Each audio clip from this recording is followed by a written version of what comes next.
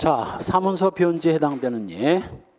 문서에 첨부된 도면을 제거하고 새로 작성한 도면을 가철 추가한 경우, 만약 이 문서가 공문서였다면 공문서 변조가 됐겠지만 사문서였으니까 사문서 변조죠.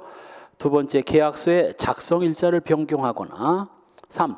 차용증의 보증인을 이페인으로 변경한 거, 유효기간을 증감시킨 거. 요거 유효기간이 아직 경과되지 않은 상태에서 늘린 거예요. 끝난 뒤에 사는 것처럼 했다면 그건 위조라고. 그게 앞에 봤던 홍콩 교통국장 명의의 국제운전 면허증이었고, 아직 경과하기 전에 유효기간을 늘린 겁니다.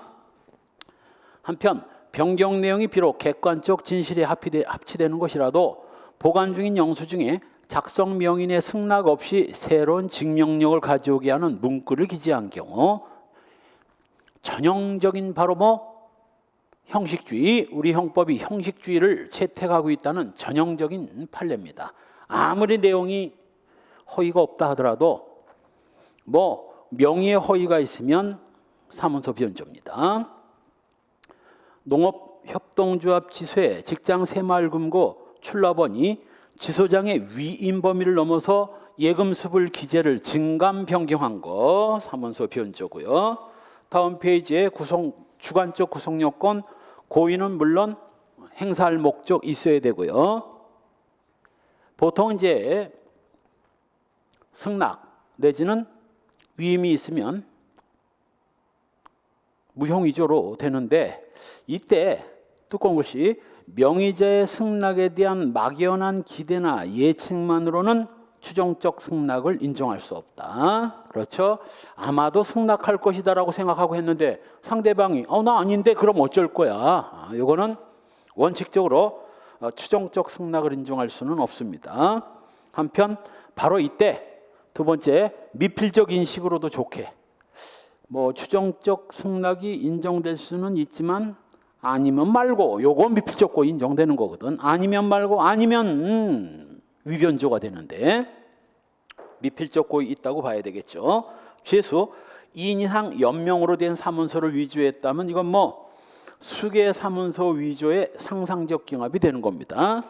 따라서 가끔가다 이 또라이들이 좋아하는 여자가 사귀어주지 않으니까 그 여자와 자기를 혼인신고해버리는 경우가 있어. 그냥 또라이지. 그래서 B녀와 혼인신고를 하는데, 혼인신고를 할 때는 보증인이 있어야 돼. 이 사람 정말 결혼하는 거 맞다는 보증인. 이때 이 인간이 F명의의 보증인과 G명의의 보증인을 만들어가지고 허위에 혼인신고를 했다면 이거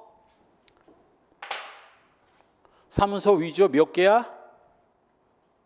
3개. B녀, 보증인 2 해서 사문서 위조 3개가 되는 겁니다. A 부분은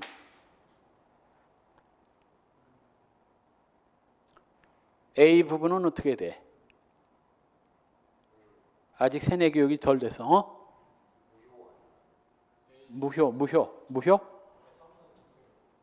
그렇지. A 명의 부분은 사문서 허위 작성인데, 결혼도 안 하는데 결혼한다고 사문서 허위 작성인데 진단서가 아니라면 허위 작성죄는 없다고 무죄가 됩니다. 그 대신 이제 이 신고를 하는 바람에 가족등록부에 A와 B가 부부로 등재되겠지. 요게 요게 저 뒤에서 보게 될 공정증서 원본 부실기재죄가 되는 거예요. 내가 형법 강론에서 가장 중시하는 범죄가 바로 공정증서 원본 부실기재죄예요. 이게 총론 공부를 얼만큼 성실히 잘했느냐에 따라서 또 강론까지 연결돼. 유형위조, 무형위조까지. 간접정범, 공범과 신분, 진정, 부진정, 신분, 무형위조, 무형위조. 이것이 싸그리 결합돼서 나오는 게 공정증서 원본 부실기재죄거든. 그러니 공정증서 원본 부실기재죄는 그냥 형법 공부하는 학생들은 대충 그런가 보다. 이게 이제 현장 가면 사고 치는 거야. 이게 이래서 이렇게 결론이 떨어진 거구나 하고 머릿속에서 딱 소리가 나야 돼. 딱 소리가 대충 흐리멍텅 그런가 보다. 그거 안 돼. 한편 인장을 위조해서 문서를 위조하면 그냥 문서 위조죄만 성립되고, 사문서를 위조해서 행사한 다음 재물을 편취하면 사문서 위조, 동행사, 사기죄가 실경이죠. 위조와 행사는 이타입이고 행사와 사기는 일타입인데 실경이라고. 또 타인의 신용카드로 물품을 구입하면서 매출 전표에 타인 명의로 서명 교부해서 사문서 위조, 동행사죄가 성립되다 하더라도 이건 신용카드 부정사용죄에 흡수돼서 신용카드 부정사용죄 일죄만 성립됩니다. 아주 기본적인 거 우리 재산범죄에서 많이 배운 거예요. A가 B 카드를 훔쳐가지고 갑 주유소에 가가지고 요거 이 B 카드로 결제를 하는 거지, 결제. 그러면 카드 훔친 거 무슨 죄? 이번에도 요 카드 범죄 나왔죠? 신용카드 범죄 나왔지? 요거 뭐 절도. 주유소에서 이거 결제한 거 사기죄와 카드 부정사용죄. 요 절도와 카드 부정사용죄 요거 뭐 무슨 경합? 요거 실경. 이타입이 요거 이타입이로서 요거 실경. 사기죄와 부정사용죄 요거 저봐 또 속아 요거 일타입이지만 실경이라고 그랬잖아. 요거 실경. 요건 일타입인데도 실경, 요건 이타입이라서 실경. 요거 하고 뭐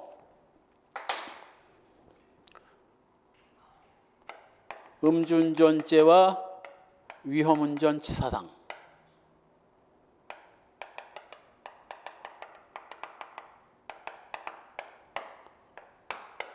그리고 뭐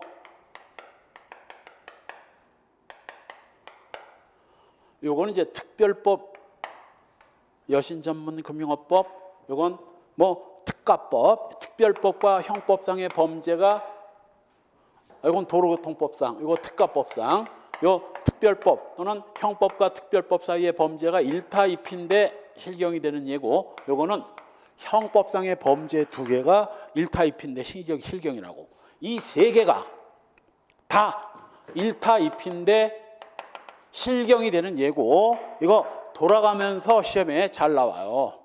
이런 거 모르면 안 된다고 내가 얘기하잖아. 항상 이런 걸 가르쳐 줬는데 틀리면 그건 안 된다고. 틀려도 될 게 있고 안 될 게 있지. 이번에 형법 문제에서는 한 문제 정도 틀리면 돼. 95점 맞아야 정상입니다. 지금 벌써 몇 개월째야? 4개월째 강의를 하고 있는데 이 강의를 듣고 그런 문제를 틀리면 안 되지.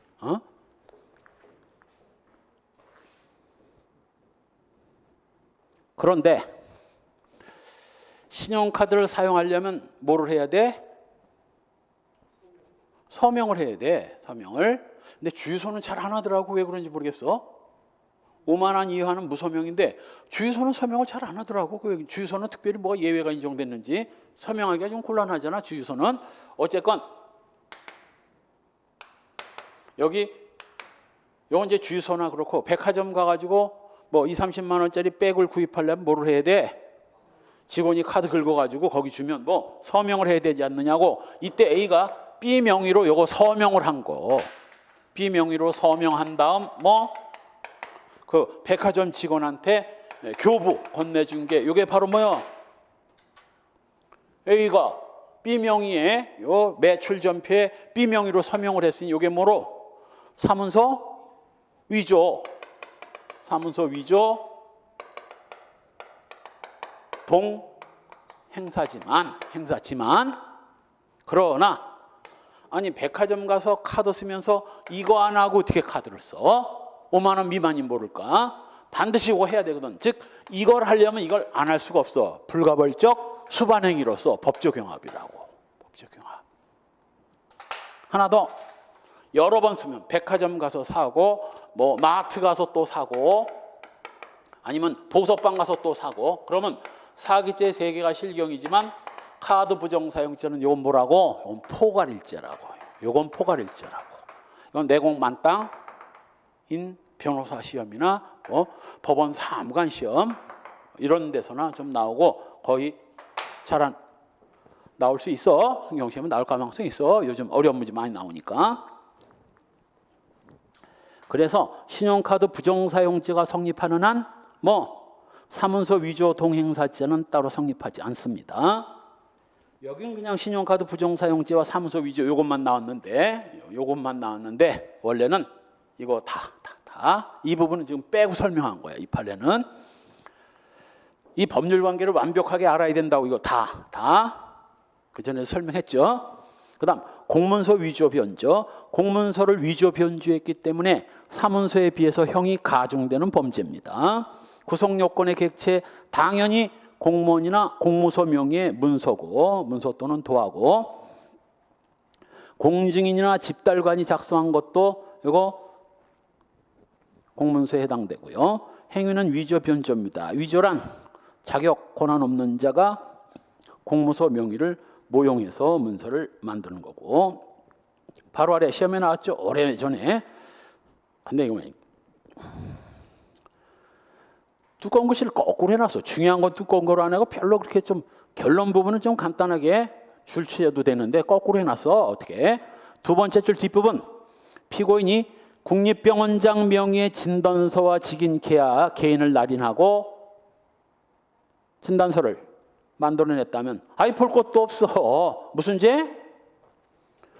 국립경찰병원장이면 공무원이야 사인이야? 아 공무원이지 뭐야. 공문서 위조. 공문서 위조. 한편 이번 계약 등에 의해서 공무와 관련되는 업무를 일부 대행은 하더라도 이거 공무원이라 보기는 곤란한 거 바로 세 번째 줄 공무소의 주부식 구입과 검수 업무 등을 담당하는 조리장이나 영양사는 이거 공무원으로 볼 수 있다 없다? 없다. 따라서 이 사람 명의로 문서를 위조해서 작성했다면 검토 결과 보고서를 작성했다면 공문서 위조죄는 안 되고 그 대신 사문서 위조는 되지. 끝에다가 써놓으세요. 사문서 위조는 됨. 이렇게. 또 이 시험 나오는데 무죄 퍽 찍지 말고 공문서 위조가 안 된다는 얘기했지 무죄란 뜻은 아니지. 사문서 위조입니다. 마지막 공군 부대 체력 단련장 관리 사장으로 근무하는 피고인이 작성권자인 부대장의 결재도 없이 컴퓨터를 이용해서 수정 합의서를 작성하여 여기까지는 공문서 위조 안 된다고 그랬습니다. 출력 프린터로 출력한 뒤 부대장 명의의 직인 담당자를 기망해서 그로 하여금 문서에 날인토록 해서 공문서를 완성했다면 공문서 위조. 자, 바로 아래 판례에 아주 중요한 판례죠. 타인의 주민등록증에 붙어있는 사진 떼내고 자기 사진 붙인 거 무슨 죄라고? 공문서 위조. 근데 3번 똑같은 거 아닌가? 타인의 주민등록증 4번 사진란에 피고인의 사진을 붙여 복사해서 행사한 행위. 어떻게 다른 거야? 3번이 시험에 2번이나 나온 거야. 4번이야. 4번. 즉 A가 길을 가다 B 주민등록증을 주웠는데 나이 거의 비슷해. 생김새만 달라. 이때 사진 떼내고 A 자기 사진을 붙였다면 이건 이건 공문서 위조. 이건 공문서 위조고. 그다음 A 인간이 B 주민등록증이 아니라 B 주민등록증을 복사한 칼라 복사한 이거 복사본을 넣어서 구한 거예요. 근데 복사본은 거기 사진이 안 붙어 있지. 떼낼 수가 없지. 그래서 A가 생각한 그때 자기 사진을 여기다 올려서 풀로 붙인 다음 요걸 또 복사한 거야. 그랬으니 뭐가 나온 거야? 자기 사진이 붙은 B 명의의 이 주민등록증이 나온 거고 이걸 행사했다면 이거 공문서 위조죄 된다 안 된다? 된다. 복사 문서도 문서인 이상 이거 공문서 위조 행사 다 성립돼요. 그래서 주민등록증 그 자체 사진을 떼는 경우는 물론 남의 주민등록증 4번의 사진란에 자기 사진을 올려 붙여서 복사해서 행세했다면 이건 위조입니다. 중간에 있는 2번 판례 매우 중요해요. 아까도 본 거죠. 뭐 A가 B의 결제를 받은 게 아니라 B의 결제도 없이 B 명의의 문서를 만들었다면 이건 뭐라고? 위조. 결제를 받았다면 뭐 허위 공문서 작성죄 간접정범. 결제를 받았다면, 결제를 안 받았다면 그냥 위조인 겁니다. 공문서 위조. 사문서의 경우에는 사문서 위조가 되고, 다음 페이지에 변조란 권한 없이 진정하게 성립된 문서에다 손을 대는 거고, 극히 경미한 사항의 정정인 경우에는 변조에 해당하지 않는 경우도 있다. 경미해서가 아니라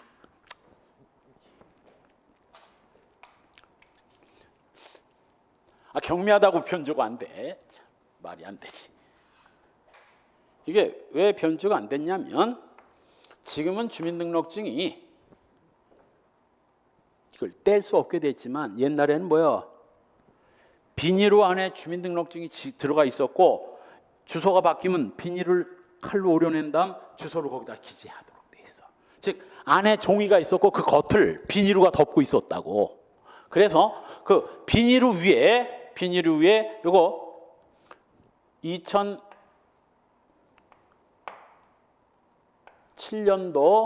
4월 6일 출생을 한 놈이 2007년도 뭔가 2007년도 나이 많아지고 싶어가지고 2007년을 갖다 2001년으로 이걸 싹 지우고 비닐 위에 그리고 테이프 스카치 테이프까지 싹 붙여가지고 2001년처럼 한 거야. 이게 왜 공문서 변조가 안 되냐? 경미해서가 아니라 뭐? 지금 이 인간이 손을 댄 건 뭐? 비닐루에 손을 댄 거지. 비닐루를 찢어가지고 안에 보면 종이는 멀쩡히 뭐로 돼 있어? 2007년으로 돼 있어. 문서에서는 손을 안 댄 거야. 경미해서가 아니라 애당초 비닐루에 손을 댄 거야. 비닐은 문서가 아니니까 비닐루에 손을 댄 거지 종이 문서에다 손 댄 게 아니라고. 지금은 이제 일체형으로 나와가지고 이제는 뭐 사진을 붙이는 게 아니라 아예 그 사진을 주민등록증에 아예 프린트를 해가지고 찍어 나오죠. 그러니까 사진을 떼내고 뭐 이럴 수는 없게 돼 있어. 지금은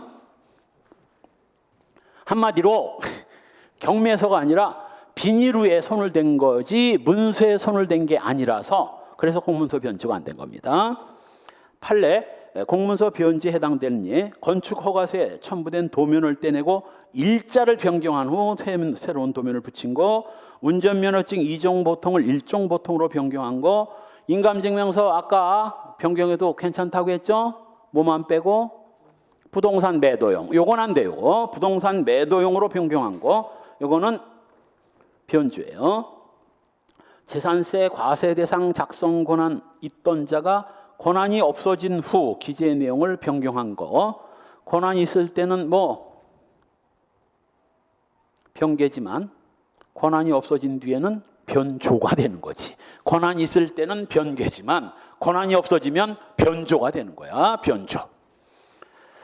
기존의 도시계획도에 도시계획 도로선을 고쳐 그은 경우 변조고, 그 다음 자격모형 사문서 작성죄, 이건 이미 저 앞에서 뭘 볼 때 자격모형 유가증권 작성죄 볼 때 본 거예요. 한마디로 말하면 뭐 명의는 모용하지 않으면서 명의 앞에 붙은 자격만 모용한 겁니다. 명의까지 모용하면 뭐라고? 뒤에 명의까지 모용했다면 그렇지, 사문서 위조가 되는 거예요. 그래서 내 강의를 들으면서 좀 세뇌 교육이 돼야 돼. 그래서 답변을 물어봤을 때 답변이 따박따박 나와줘야 되고, 적어도 시험에서 90점 이상 나오려면 문제풀이 강의를 할 때 문제마다 이거 뭐냐, 왜 안 됐냐, 반대 있는 게 뭐냐, 이럴 때마다 답이 따박따박 나와줘야 돼. 그런 애들이 90점 이상 나와. 90점 이상. 그 정도 되려면 머리에 멘탈이 붕괴되도록 공부를 해야지.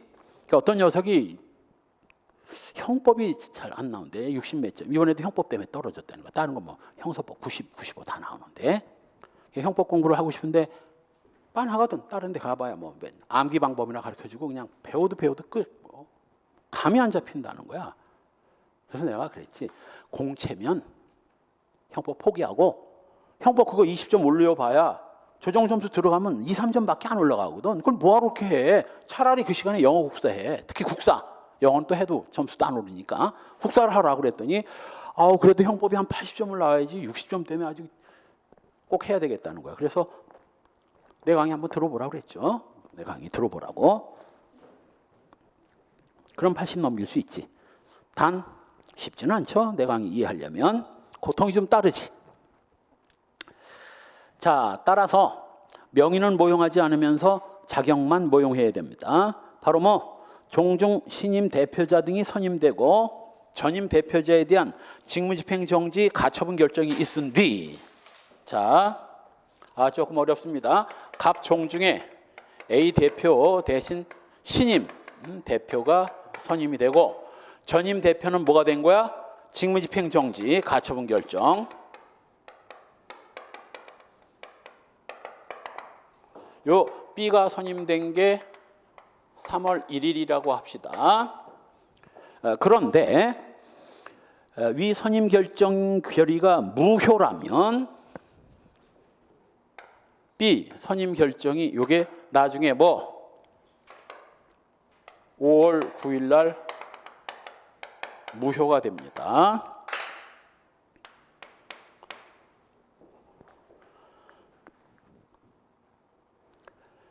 위 종전 임원이 위 가처분 결정 이전에 작성한 이사회 회의록은 자격을 모용한 문서가 아니고 가처분 결정 이후에 행사하더라도 자격 모용 사문서 작성 사문서 행사죄가 성립하지 않는다. 자, 직무집행 가처분 결정이 1월 1일 날 있었고 B가 선임됐고 B 선임에 대해서 무효가 떨어졌습니다. 만일 이 A가 이 1월 1일과 3월 1일 사이에 종중 명의의 갑 명의의 어떤 문서를 종중 대표로서 갑 종중의 대표 A 명의로 문서를 만들었다면 자, 요거 자격 모용 사문서 작성죄 돼야 안 돼요? 돼. 왜? 직무집행이 정지됐으니까. 이거 아까 대표이사 직무집행 정지 봤잖아. 근데 요 1월 1일 이전에 갑종중 대표 A로서 작성했다면 이건 뭐 이거는 자격 모용 아니야. 왜? 아직 정지되기 전이니까. 단 문서는 요 12월 5일자로 작성됐는데 행사를 언제? 요때 한 거지. 이거 허위 작성 자격 모용 허위 작성 사문서에 행사죄 된다 안 된다?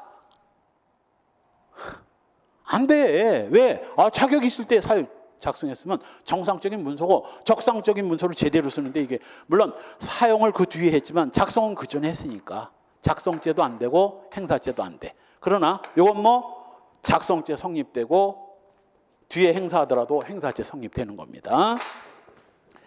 그 다음 부동산 중개사무소를 대표하거나 대리할 권한도 없는 주제의 부동산 매매 계약서에 공인중개사란에 뭐 동그라미 부동산이라고 했는데 이거 태산 부동산이라고 합시다. 쉬운 말로 태산 부동산의 대표도 아닌 주제에 뭐 대표 명의로 작성한 거. 이게 아까 봤던 뭐 주식회사 이사 대표이사 잘린 뒤에 대표이사 명의로 작성하는 거랑 똑같지. 한마디로 명의는 모용하지 않으면서 명의 앞에 붙은 뭐 대표 자격만 요게 바로 부동산 대표고. 한 사건 또 있어. 그 밑에다가 메모해 두세요. 메모해 두세요. 플러스 하나 더 뭐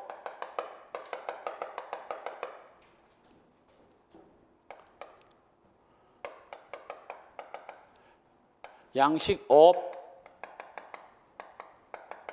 조합장도 아니면서 조합장인 것처럼 양식업 조합장 A라고 해서 문서를 작성한 거 역시 뭐 조합장도 아닌 주제에 조합장인 것처럼 작성했으니 이게 작용모형 사문서 작성죄예요.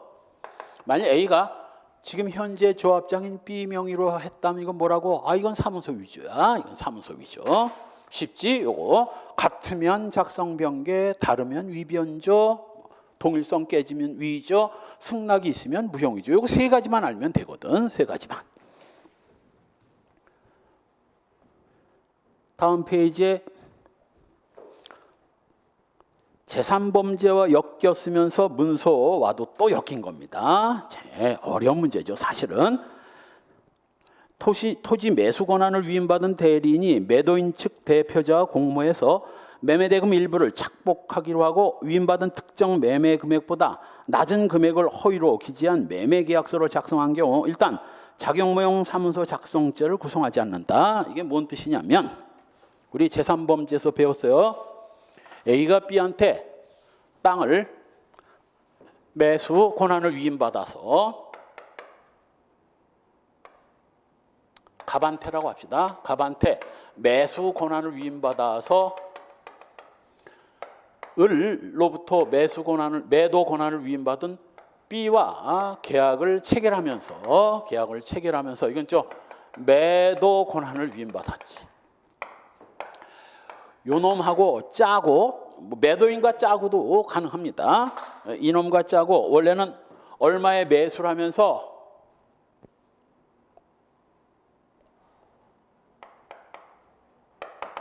5억에 매수하면서 뭐만 매수 금액을 매도인 측 대표자와 공모해서 매매대금 일부를 착복하기로 하고 매매 금액보다 낮은 금액을 허위로 기재한 매매계약서를 작성한 경우 5억에 사면서 4억에 매매계약서를 작성합니다. 그러면 B는 무슨 죄야? B.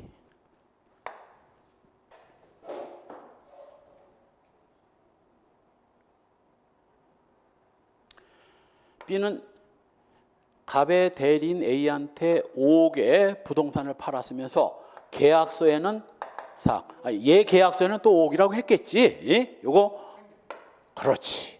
그래서 5억에 팔았으면서 4억짜리 계약서를 작성한 다음 을한테는 뭐라고 하면서 4억밖에 못 받았시오. 요즘에 뭐 부동산 요즘 LTV 뭐 때문에 규제가 심하고 요즘 부동산가 팍팍 떨어졌습니다. 5억 어림도 없어요. 4억에 팔았습니다. 그래가지고 1억을 챙겨 먹었다면 요건 요거 횡령이라고 그랬어. 요 4억짜리 가짜 계약서 작성한 건 뭐라고?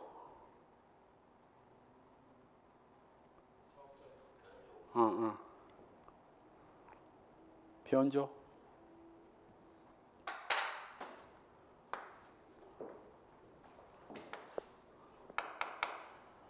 갑이 B한테 갑 명의 문서를 작성할 권한 위임했어.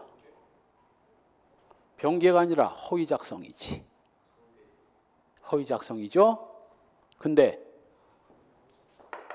진단서 아니니까 무죄. 사문서 허위 작성으로서 이거 무죄인 거야. 허위 작성죄도 안 되고 자격모형 허위 작성죄는 더더욱 안 되고 얘가 얘한테 자격을 줬는데 자격이 왜 모형이야? 그래서 자격모형 사문서 작성죄를 구성하지 않는다. 옆에다가 허위 사문서 작성에 해당 허위 사문서 작성에 해당돼서 무죄이고 그냥 횡령죄만 성립. 그래서 B는 횡령죄고 B와 짠 A도 뭐야? 자, 원래 횡령죄는 보관자만이 범할 수 있는 진정 신분범인데 얘는 이제 을한테 횡령이고 얘는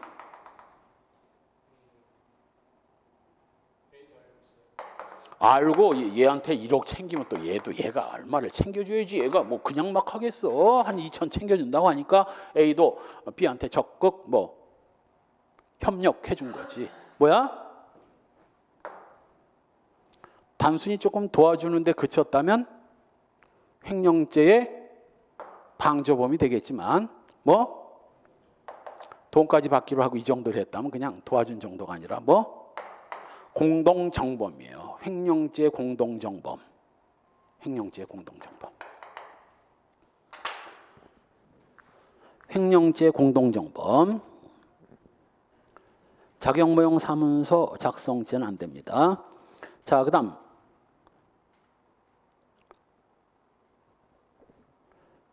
자격모형에 의한 공문서 작성죄.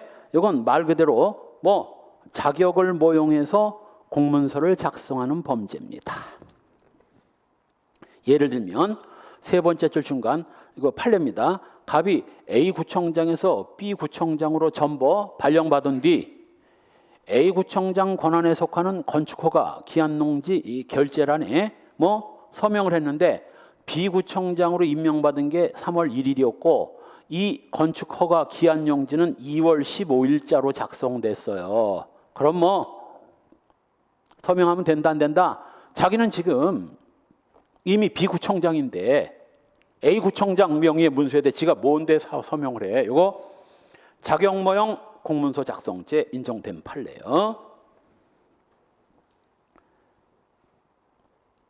추가 판례 그거 한번 읽어보고 허위 진단서 작성죄 바로 사문서에 무형위조를 처벌하는 유일한 범죄입니다. 예외 규정이에요.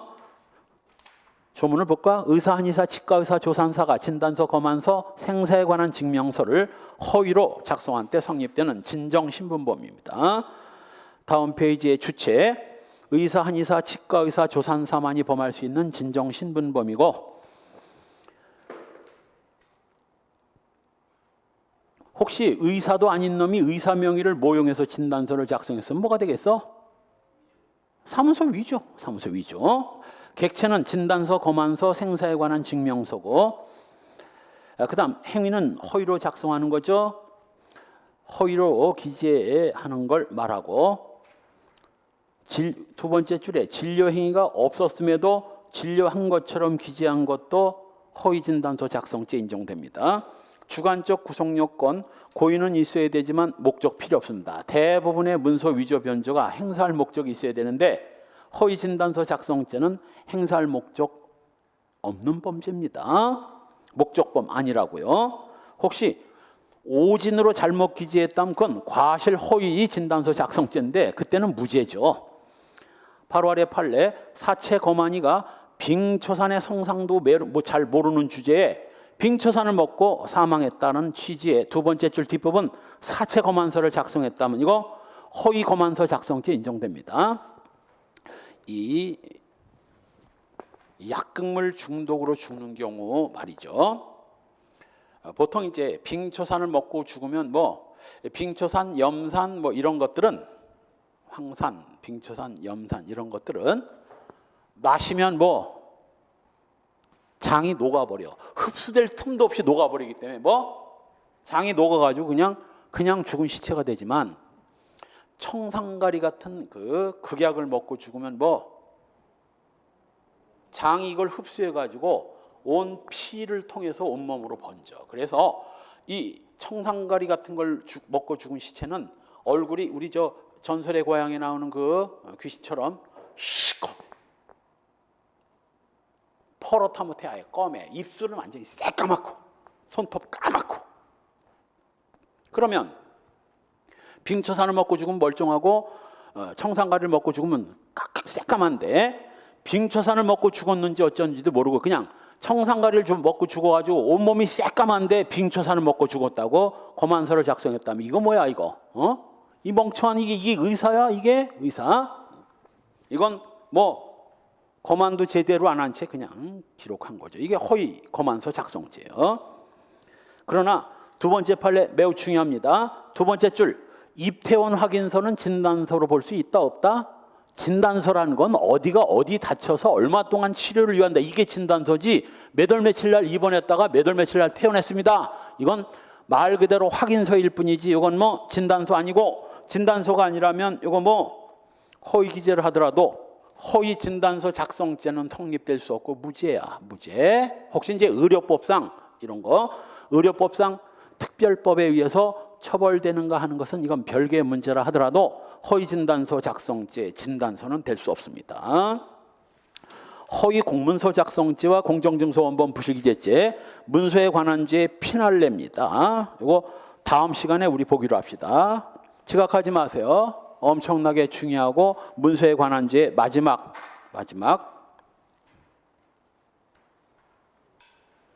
게임에서 마지막 뭐라고 하나? 마지막 게임 마지막 보스, 마지막 보스야. 문서에 관한 죄 마지막 보스. 다음 주에 봅시다.